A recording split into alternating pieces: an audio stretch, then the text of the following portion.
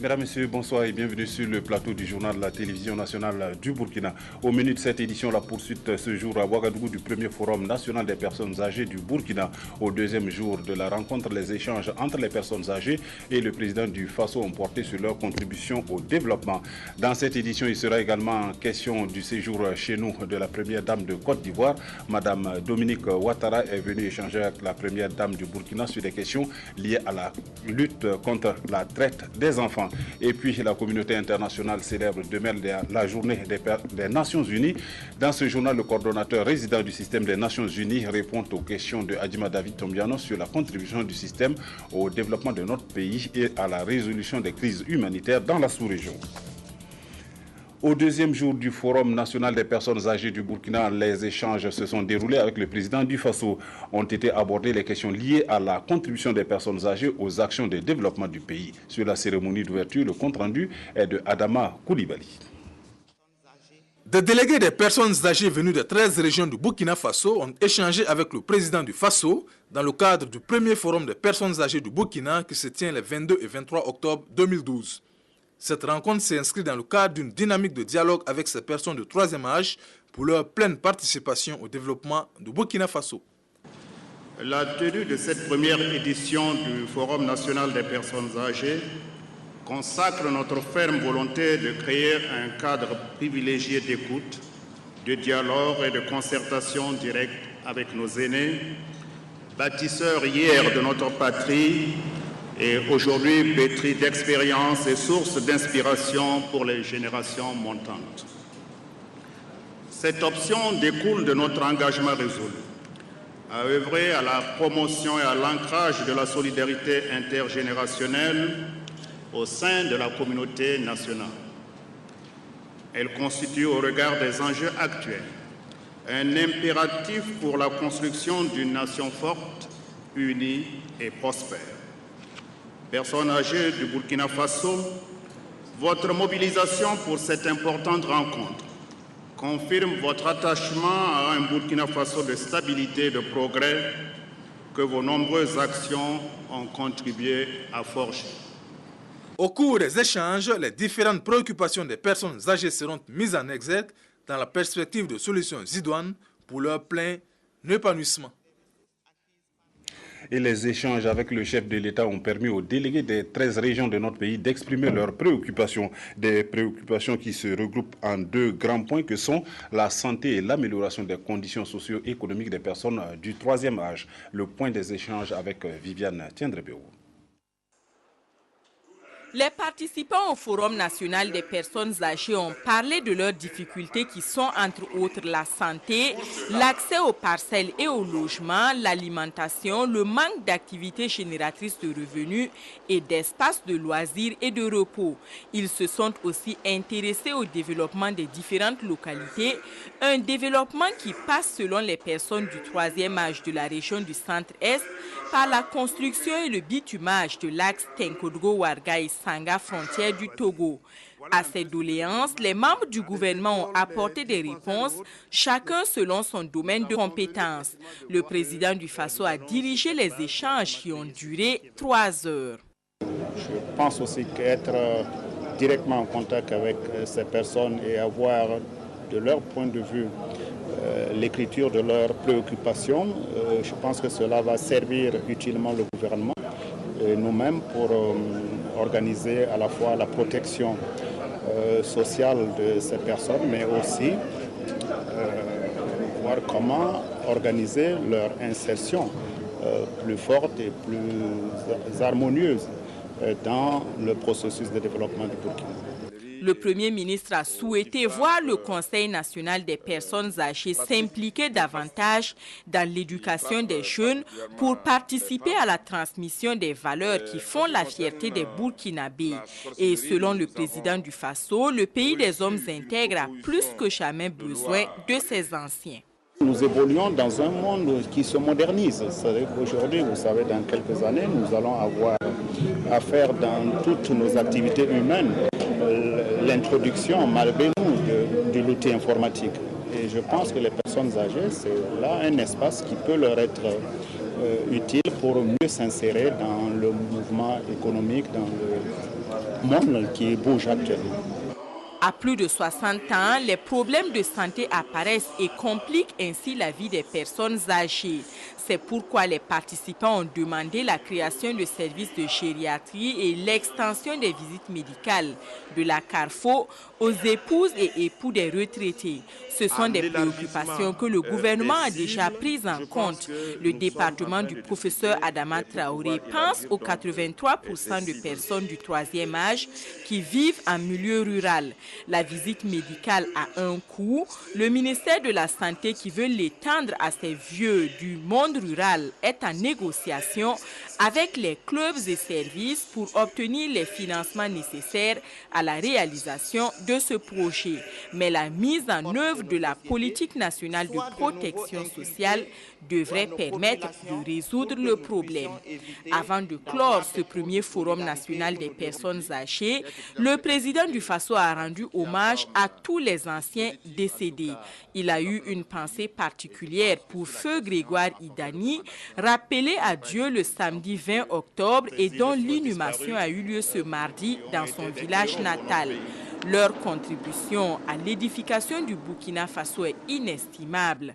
Ce sont des anciens que le président du Faso a qualifiés de héros pour notre pays. Et puis l'occasion faisant le larron, notre équipe de reportage en a profité pour s'enquérir de la situation de la médiation au Mali. Pour le président du Faso, le médiateur de la CEDEAO dans cette crise, l'heure est toujours au dialogue. Des propos recueillis pour vous par Viviane Tiendrebego. L'intervention militaire, vous oubliez qu'avant on parle de dialogue. Je pense que les Nations Unies ont bien sûr encouragé ce processus de dialogue qui doit se mettre en place et nous sommes en contact avec les partis, les mouvements comme le gouvernement pour dans les jours à venir entamer cette phase qui est capitale pour la stabilité du Mali, car la guerre n'est pas nécessairement le choix premier utile pour le Mali ni pour la région. Si par le dialogue on a une solution, les militaires qui ne sont pas là vont rester chez eux. La première dame de Côte d'Ivoire est arrivée cet après-midi même à Ouagadougou pour échanger avec la première dame du Burkina sur des questions sensibles telles la lutte contre la traite des enfants de part et d'autre des deux pays. L'on est de plus en plus préoccupé par ce fléau qui prend hélas de l'ampleur et il faut trouver les voies et moyens pour lutter plus efficacement contre cette pratique. Sali Nana. Elle est de ceux-là qui ne ménagent aucun effort pour la cause de l'enfant. Dominique Ouattara, la première dame de la Côte d'Ivoire, œuvre au quotidien pour le bien-être de l'enfant à travers sa fondation Children of Africa.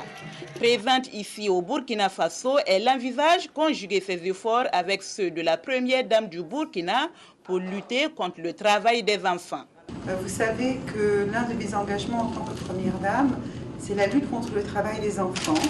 Et à ce titre, nous avons des engagements communs avec Madame la Première Dame du Burkina. La traite des enfants est un phénomène mondial qui touche aussi l'Afrique. Le Burkina Faso et la Côte d'Ivoire n'échappent pas à la situation. Le programme du séjour de Dominique Ouattara prévoit des séances de travail et des échanges qui devraient aboutir à la signature d'un accord de coopération. Cette coopération naissante entre les deux pays est plus que nécessaire. Elle permettra d'uniformiser les stratégies de lutte pour mieux combattre le fléau. Hier s'est ouvert à Zignaré dans l'Oubri-Tenga le premier salon national des associations des mères éducatrices. Une manifestation qui vise à promouvoir les activités génératrices de revenus en faveur des projets et programmes d'éducation des jeunes filles. Marguerite Douaniou. Fanfare et trompette pour l'éducation, la cause à l'honneur ce jour à Zignaré est noble et mérite une attention soutenue. La contribution des mères éducatrices à l'accès et au maintien des filles à l'école participe à l'essor de l'éducation et ce premier salon national des associations des mères éducatrices sur les activités génératrices de revenus est une réponse aux attentes de ces actrices de développement. Ça va permettre aux associations des mères là de pouvoir s'exprimer et pouvoir dire tout ce qu'elles rencontrent comme difficulté dans l'éducation de leurs enfants. Des mères d'élèves qui ne pouvaient avoir meilleure avocate que la première dame, dont on s'est fortement engagé pour la cause de la scolarisation des filles et de l'épanouissement de la femme. La manifestation de ce jour est également l'occasion d'évaluer l'expérience des activités génératrices de revenus à l'école afin de mobiliser davantage les acteurs pour l'optimisation des résultats déjà fort probants de cette initiative. Je lance alors un appel à tous les décideurs et partenaires au développement en vue de la généralisation de la mesure incitative des activités génératrices de revenus dans toutes les écoles du Burkina Faso. Je formule aussi le vœu que soit institutionnalisé le Salon national des AME sur les activités génératrices de revenus, afin que le flambeau allumé ce jour éclaire la vie des femmes et des filles dans la poursuite normale de la scolarité. Le gouvernement, qui reconnaît que les objectifs de ce salon, qui sont entre autres la lutte contre la pauvreté des femmes et la promotion d'une éducation de qualité pour tous les enfants burkinabés, sont les mêmes poursuivis par la SCAD, la réponse du chef du gouvernement ne s'est pas faite attendre. Et en réponse à l'appel de Madame la Première Dame, j'invite les ministères en charge de l'éducation à inscrire dans leur plan d'action et de manière concertée avec les ministères de la promotion de la femme et de l'économie et des finances la généralisation progressive de l'initiative des AGR, des AME à toutes les écoles du Burkina Faso, à organiser tous les 3 ans cette activité originale qu'est le Salon national des associations des mères éducatrices sur les activités génératrices de revenus. Ce premier salon regroupe une quarantaine d'AME venus de 8 régions. Une dizaine d'entre elles ont reçu des distinctions honorifiques et les meilleures associations récompensées. Un hommage bien mérité selon les responsables du département de l'éducation. Ces femmes-là, une fois qu'elles ont un revenu à leur propre niveau, elles sont capables d'accompagner tous leurs enfants. À commencer bien sûr par leurs propres filles. Parce que vous voyez les activités par exemple, qui sont des activités domestiques, qui sont pénibles, qui prennent du temps aux femmes. En règle générale, c'est relégué aux petites filles. Mais une fois que les femmes ont la possibilité elles-mêmes de s'autonomiser et d'avoir des possibilités, les filles sont libérées pour pouvoir aller à l'école. Au programme de ce salon qui se tient jusqu'au 24 octobre prochain, une rue marchande qui donne à voir les produits des activités génératrices de revenus des AME. La 3e réunion annuelle des comités nationaux d'agrément au schéma de libéralisation des échanges de la CEDEAO se tient depuis hier dans notre capitale. Elle se propose de remédier aux entraves liées à la mise en œuvre d'un schéma de libéralisation des échanges dans l'espace communautaire. Nyarkiteda. C'est sous le signe de l'intégration et de la libre circulation des personnes et des biens que la 3e réunion annuelle des comités nationaux d'agrément CNA au schéma de libéralisation des échanges de la CEDEAO s'est ouverte ce lundi 22 octobre à Ouagadougou. Pendant 3 jours, cette rencontre qui réunit les membres du CNA et les différents partenaires va permettre d'identifier les obstacles liés à la mise en œuvre du schéma de libéralisation des échanges et de trouver des solutions pour consolider sa mise en œuvre effective. Nous voudrions identifier les difficultés des mises en vigueur des textes et envisager des solutions. Et nous voudrions aussi élargir la réflexion à d'autres secteurs d'accompagnement et aux textes manquants pour combler les vides. La libéralisation des échanges au sein de l'espace CEDEAO ne doit être effective que par la volonté des États membres à instituer des mécanismes qui permettront l'application des règles communautaires en matière de commerce. Chacun à son niveau devrait travailler de manière à ce que les textes pris au niveau de la CEDEAO puissent être appliqués convenablement. Donc chaque pays devrait justement être responsable de l'application de ces textes-là. Et donc c'est pour ça que c'est un appel qui est lancé à tous les États. Et à ma connaissance, au niveau du Burkina, nous nous organisons autant que faire se peut, donc de faire des réunions. Et je crois qu'il y a même un projet de création d'un réseau des journalistes pour l'intégration. Donc ça, c'est une initiative du Burkina pour que justement les uns et les autres s'approprient les textes. Le schéma de libéralisation des échanges est un document cadre de régulation du commerce sous-régional et dont l'application n'est pas effective dans l'espace communautaire. Il vise à assurer la libre circulation des marchandises industrielles issues des pays de la CEDEAO sans le paiement des droits de douane et des taxes d'effet équivalents. Il permet la mise en place des mesures destinées à réduire les formalités administratives aux frontières des États membres de la CEDEAO. La journée consacrée aux Nations Unies est commémorée demain et au Burkina Faso, l'on commémore aussi l'événement. À la veille de cette manifestation, Adjima David Tchombiano a échangé avec le coordonnateur résident du système des Nations Unies dans notre pays. Nous vous invitons à les suivre. Monsieur Pascal Karorero, bonsoir. Bonsoir. Vous êtes le coordonnateur résident du système des Nations Unies au Burkina Faso et demain, 24 octobre, sera célébrée la journée des Nations Unies. Quel sens donnez-vous à la célébration au niveau du système des Nations Unies de cette journée-là? C'est la journée qui commémore en fait l'entrée en vigueur de la Charte des Nations Unies le 24 octobre 1945 et depuis lors on a décidé de retenir cette date comme journée des Nations Unies. La célébration de la journée des Nations Unies est placée cette année au Burkina Faso sous le thème du renforcement de la résilience des populations et des institutions face au choc. Qu'est-ce qui a justifié le choix de ce thème-là? Vous savez, le Sahel fait face depuis une décennie à plusieurs crises politiques, naturelles, économiques, financières, qui ont affecté durablement ses capacités. Alors au Burkina Faso, les crises les plus importantes auxquelles nous faisons face sont les catastrophes naturelles, notamment les inondations et les sécheresses. Et ce qu'on a constaté, c'est que et les populations et les institutions se trouvent très vulnérabilisées par rapport à ces crises. Et la réalité, c'est que lorsqu'une crise vient, le temps que la population se rétablisse de la crise précédente, une autre survient et finalement c'est une succession de fragilités qui font que les capacités sont durablement éprouvées. Donc c'est la raison pour laquelle nous avons souhaité mettre cette journée sous le signe de la résilience. Naturellement, face à cela, les différentes coopérations, notamment celle du système des Nations Unies, appuient le gouvernement et notamment les institutions en charge de la gestion des secours d'urgence, de pouvoir se préparer à mieux gérer les crises, notamment à travers le plan de contingence multirisque et la loi d'orientation sur les mécanismes de coordination des secours d'urgence. Mais il y a beaucoup d'autres choses qui restent encore à faire. C'est la raison pour laquelle nous appelons à chaque acteur du développement de penser à systématiquement inclure la résilience dans ces programmes de développement. Nous entendons par la résilience la capacité d'un système, d'une communauté à pouvoir faire face à des chocs et à des perturbations majeures de manière à résister, à s'adapter, de manière à pouvoir fonctionner de manière normale après la survenue d'un choc. Dans le cadre du Burkina Faso, quand on parle de résilience, qu'est-ce qu'il faut entendre par cela? C'est un peu ce que je venais d'évoquer. On connaît un peu les grands risques de catastrophes qui existent.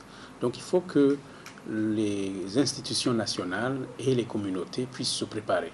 Se préparer, c'est savoir quelle est l'alerte qu'on peut avoir un système d'alerte précoce qui puisse, et d'information, qui puisse nous dire si la catastrophe survient, qu'est-ce qu'il faut avoir comme mécanisme en place pour que les agriculteurs, leur système puisse continuer à fonctionner. Si ça survient en ville, est-ce que les canalisations sont de nature, de taille suffisante pour écouler les eaux s'il y a un cas de survenue d'une inondation? En cas de sécheresse, est-ce qu'on a des stocks de vivres suffisants pour faire face éventuellement à la chute de la production? Est-ce qu'on a des systèmes pour pouvoir alimenter le bétail, pour le trouver des compléments? C'est ce genre de choses qui font partie de l'arsenal qui existe. Et cela va non pas d'un acteur ou d'un secteur. Dieu sait que quand il y a une inondation, ce n'est pas seulement les questions de canalisation des eaux, il y a la santé qui vient affecter, il y a les maladies d'origine hydrique qui s'y mettent. Donc au niveau du secteur de la santé, comment est-ce qu'on est préparé pour pouvoir y répondre? Donc tout ce genre de faisceau d'acteurs qui doivent participer à résoudre, à faire en sorte que le système continue à fonctionner malgré l'existence de la perturbation. Dans le cadre de la coopération entre le système des Nations Unies et le Burkina Faso, les agences ont élaboré un plan cadre UNDAF couvrant la période 2011-2015. Quelle appréciation globale faites-vous de la mise en œuvre de ce plan cadre 2 ans après son adoption? En fait, nous sommes 2 années après son adoption, mais à vrai dire, nous avons lancé le programme avec les activités de préparation de programmes, de projets. C'est au mois de mai 2011 que nous avons réellement lancé les activités, conjointement d'ailleurs, plusieurs agences du système des Nations Unies, l'UNICEF, le FNUAP, le PAM, le PNUD. On a fait le lancement le même jour, au mois de mai. Donc, avec cela, nous sommes sur un programme qui appuie le gouvernement dans le cadre de la SCAD et dont 3 grands axes qui sont appuyés reflètent en quelque sorte les orientations de la SCAD. Le premier, c'est une croissance accélérée qui soit pro-pauvre. Nous insistons sur le caractère de pro-pauvre. Deuxième chose, le renforcement du capital humain. Et troisièmement, une gouvernance politique, administrative et économique qui soit plus efficace, mais également respectueuse des droits humains. Voilà en quoi nous sommes en train de travailler. Et maintenant, où est-ce que nous en sommes? Nous avons eu déjà des jalons assez importants dans le domaine des politiques et de stratégie, des politiques de développement et des documents de stratégie de développement qui ont été adoptés. Et également, on peut constater une amélioration de l'accès des populations à l'éducation, à la santé et à l'emploi. Donc, également à l'augmentation des revenus par des activités qui sont menées par le système des Nations Unies. Mais, comme je dirais, pour l'année 2012, nous sommes encore au stade où on devra collecter les informations. Je vais plutôt vous donner rendez-vous pour le début de l'année 2013, après que nous ayons fait cet exercice. Nous aurons à ce moment-là la revue annuelle de l'ONDAF et je serai plus à même de vous dire voilà où nous sommes pour toute manière exhaustive. Mais sinon, globalement, voilà ce que je peux vous dire à présent. Le Burkina Faso a été confronté cette année à une double crise humanitaire, une crise alimentaire d'abord et puis l'afflux des réfugiés maliens. Comment le système des Nations Unies a-t-il assisté le gouvernement burkinabé dans la gestion de ces 2 crises humanitaires? Effectivement, le Burkina Faso a connu 2 crises majeures. Même dernièrement, il y a eu aussi les inondations qui se sont ajoutées à ces crises-là, mais on retiendra peut-être les 2 plus grandes. La crise alimentaire et nutritionnelle consécutive au déficit pluviométrique de la campagne précédente. À ce moment-là, le gouvernement avait préparé un plan de soutien, opérationnel de soutien aux populations les plus vulnérables en matière de sécurité alimentaire et nutritionnelle. Ce plan a été évalué à quelques 224 millions de dollars. Nous avons également eu l'afflux des réfugiés et nous avions estimé les besoins pour leur assistance à quelques 30 millions de dollars. Alors, qu'est-ce que nous avons fait? Immédiatement, dès que les crises sont survenues, nous avons, par le biais du mécanisme central de financement des secours d'urgence, alloué 9 200 000 dollars à la crise, à la couverture des besoins de l'assistance alimentaire et nutritionnelle de manière urgente. Nous avons fait la même chose pour les réfugiés. Nous avons alloué quelques 4 millions de dollars à ces besoins-là.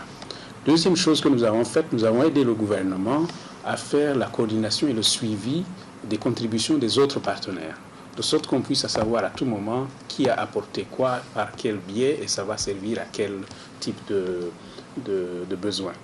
Donc avec cela, nous avions, à fin avril, l'information sur le fait que 60% des besoins du plan opérationnel de soutien étaient déjà couverts. Mais il restait un gap de 40%. Et tout ce qui concerne les réfugiés, malheureusement, était non couvert.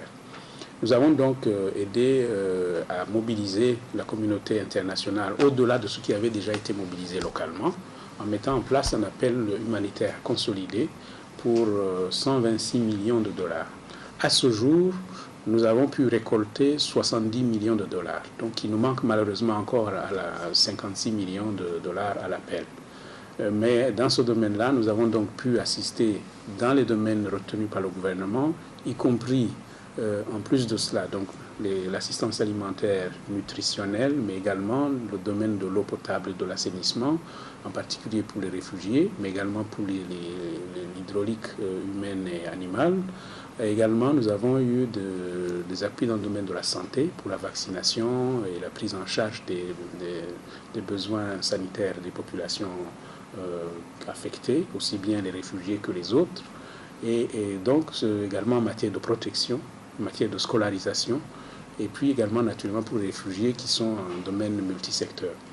Donc, pour résumer, sans aller trop dans le détail, je peux dire qu'à ce moment, on a pu apporter une assistance alimentaire à quelques 800 000 personnes. On a pu apporter une assistance nutritionnelle à quelques 200 000 personnes, y compris 60 000 enfants en situation de malnutrition aiguë sévère. Et également, on a pu apporter l'assistance à l'agriculture à quelques 600 000 personnes au niveau du Burkina. Alors, en cette journée des Nations Unies, quel message, quelle interpellation que le système des Nations Unies voudrait lancer? À ce moment-ci, ce que je voulais juste ajouter, c'est que les perspectives sont, selon les informations que nous avons, sont bonnes pour la récolte de cette année.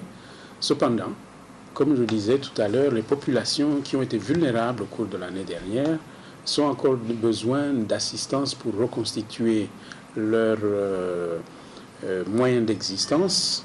Et pour cela, nous sommes en train de travailler, les agences du système des Nations Unies et les organisations non gouvernementales, à préparer un appel consolidé, humanitaire consolidé pour l'année 2012, qui va prendre en compte les besoins de ces populations les plus vulnérables au niveau du Burkina, plus des réfugiés qui sont encore avec nous malheureusement pour l'année 2013, d'après les informations que nous pouvons raisonnablement penser.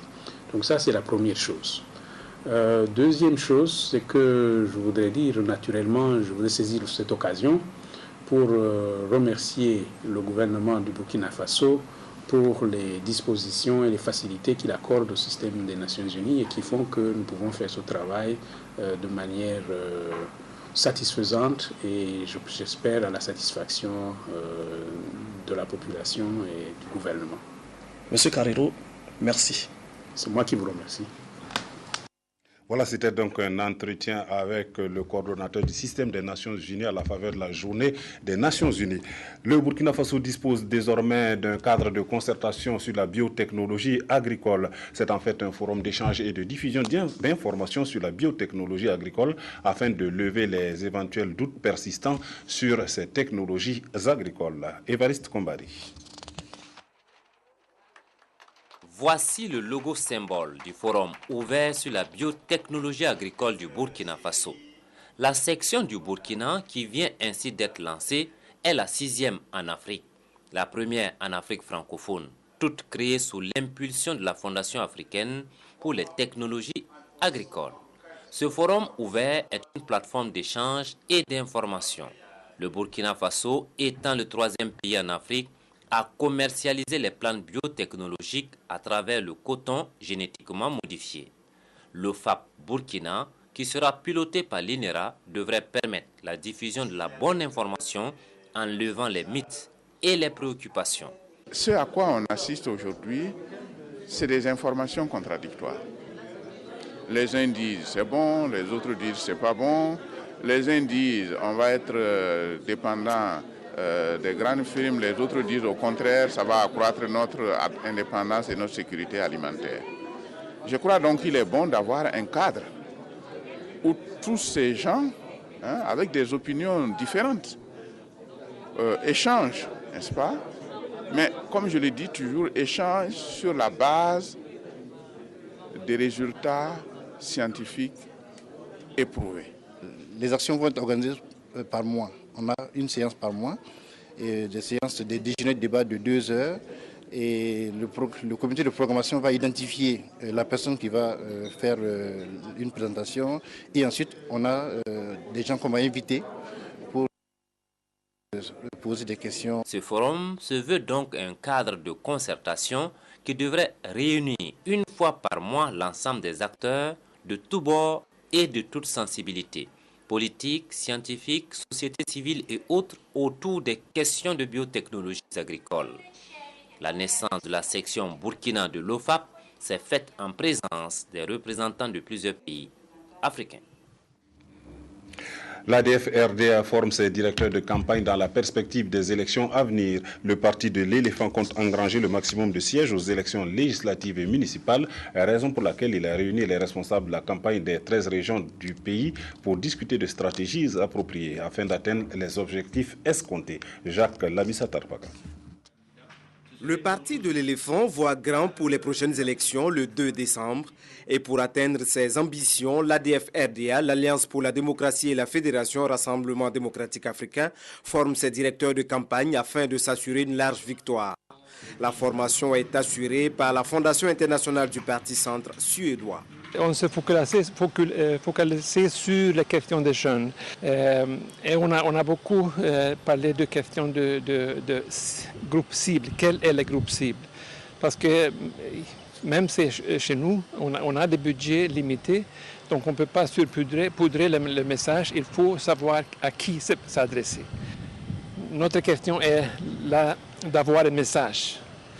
Parce qu'il ne s'agit pas seulement de distribuer quelques sacs de mille ou d'argent, il faut donner un message. Pour la présidence du parti, la conquête du pouvoir d'État passe par la conquête des parcelles de pouvoir telles que les collectivités territoriales et l'Assemblée nationale.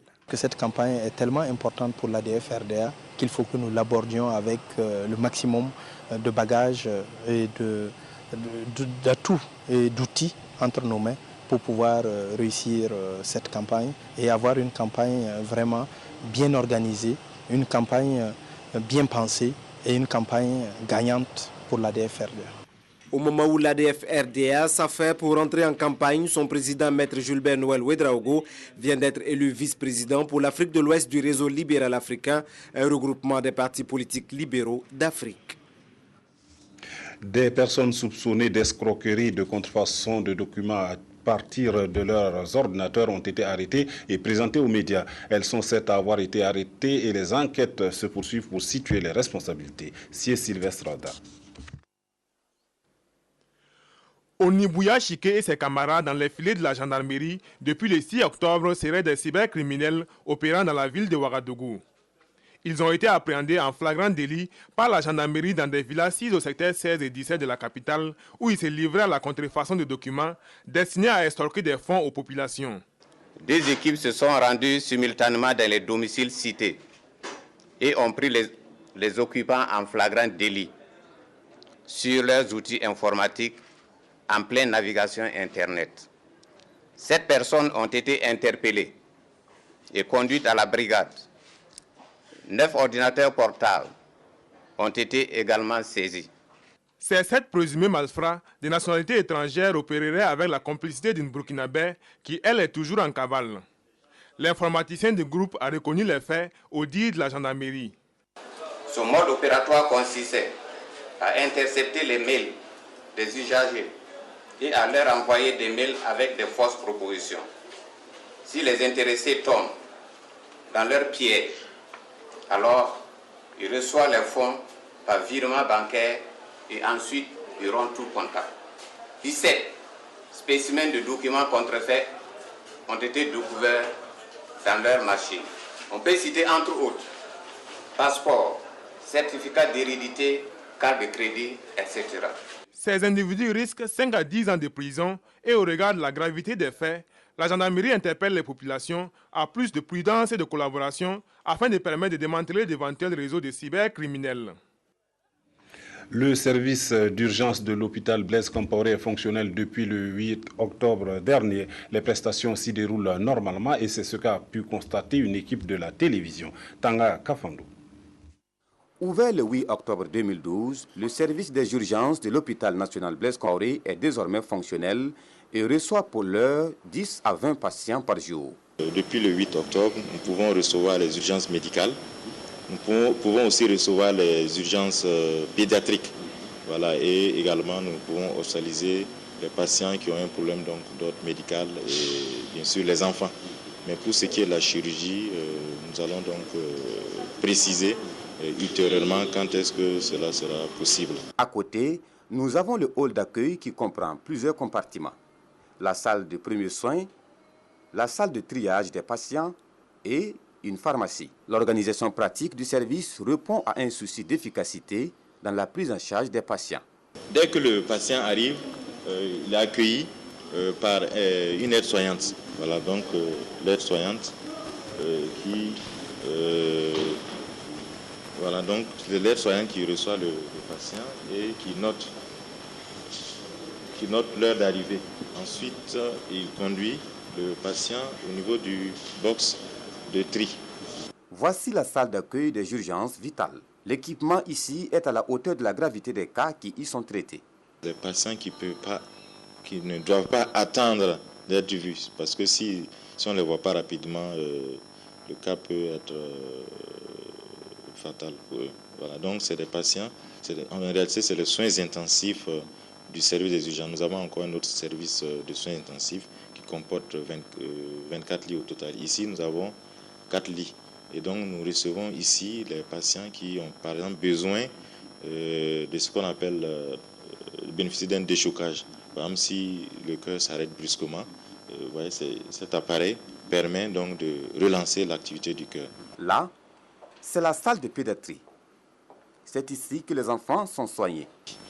Donc là, vous voyez des berceaux pour les petits-enfants et les plus grands, donc c'est les lits qui sont prévus pour les accueillir. Le souci d'assurer l'efficacité a amené les responsables du service à mettre en place un système d'organisation souvent pas bien compris des usagers. Je souhaiterais la compréhension de la population, et la compréhension des usagers du service. C'est un type d'organisation que nous proposons qui a ses contraintes.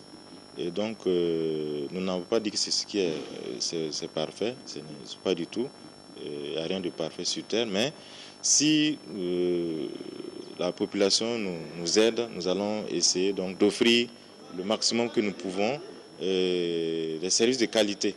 Voilà. Et donc, qui dit service de qualité dit beaucoup d'exigences. L'administration reste ouverte pour des suggestions et critiques constructives pouvant aider à l'amélioration du service et assurer la santé des populations.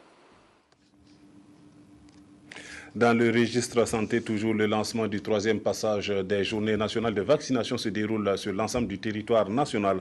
Dans le Oué, l'on est tout aussi actif que partout ailleurs pour éradiquer la maladie. Adissa Lucienne Touri. Les images d'enfants ou d'adultes handicapés du fait de la poliomyélite sont difficiles à soutenir. La vaccination des enfants âgés de 0 à 5 ans demeure le seul moyen puissant de protection contre cette maladie invalidante. Le lancement du 3e passage des journées nationales de vaccination est une occasion de plus pour sonner l'alarme. Pour ce qui concerne la vaccination contre la poliomyélite, il s'agit d'un objectif d'éradication.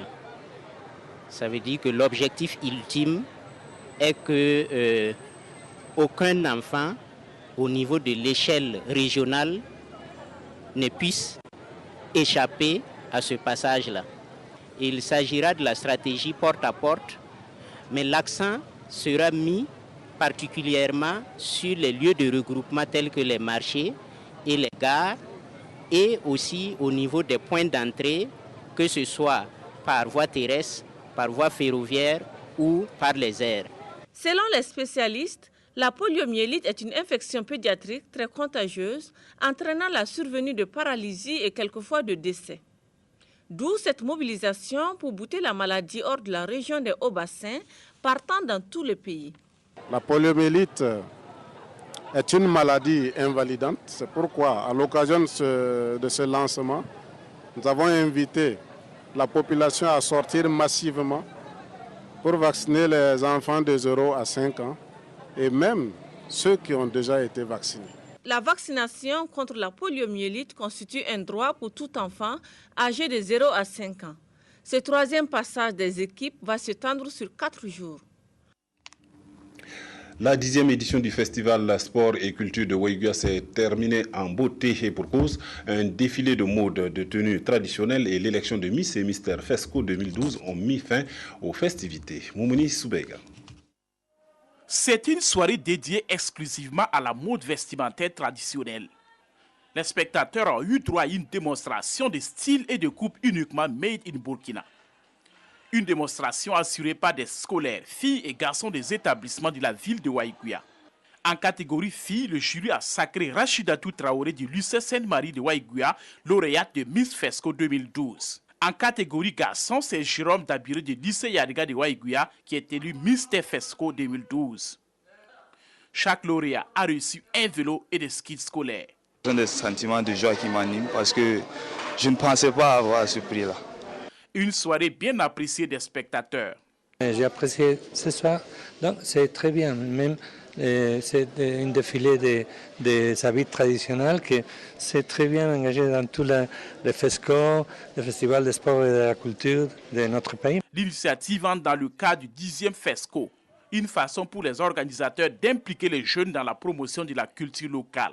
On récompensait les uns et les autres par rapport à la tenue portée et tout, mais là, il était question de choisir donc Miss Fesco et Mister Fesco 2012.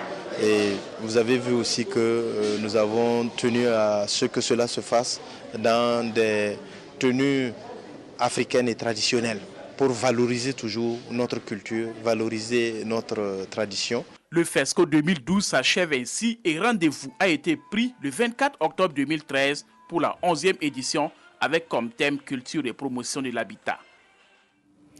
On en réclame une partie. Après le tournage de l'émission bouclée, il savait qu'il disposait de 4 mois pour dépenser son joli pactole comme il l'entendait avant la diffusion. Seul X, sa femme qui a entamé une procédure de divorce quelques mois plus tôt, allait forcément prendre connaissance de l'argent gagné par son futur ex-mari. Conséquence, il n'a pas tardé à dépenser l'argent gagné durant l'émission. Il a rapidement épongé ses dettes puis a ensuite mis de côté un peu d'argent pour la procédure de divorce avant de se faire plaisir en s'achetant des vêtements, une voiture d'occasion, un voyage au Mexique et un iPad. Il a également offert de nombreux cadeaux à ses enfants. Il a même dépensé une partie de son butin pour se payer des coûts d'électricien afin de débuter une nouvelle carrière professionnelle. Elle ne touchera pas un centime, disait-il. C'est en 2011, le jour de Noël même, que sa femme lui a dit qu'elle le trompait. Dès lors, la relation entre les deux mariés s'est fortement dégradée, si bien qu'après avoir vu l'émission, l'épouse a entamé une procédure devant les tribunaux pour obtenir une partie des gains. L'affaire a été jugée devant un juge et durant la séance, le mari cocu a dû détailler ses dépenses effectuées auparavant. Il a également reçu une injonction lui ordonnant de ne plus dépenser l'argent qui restait. Malgré cette directive, le mari trompé est resté ferme sur sa décision. Pour lui, elle n'aura rien car elle est responsable des problèmes survenus dans le foyer. Comme quoi, et comme le producteur d'émissions de télévision Patrick Sabatier aime à le dire, avant d'entreprendre de se marier, on devrait exiger le débit du divorce. C'est la fin de cette édition. Merci de l'avoir suivi. Soyez unis pour le meilleur et pour le pire. Bonsoir.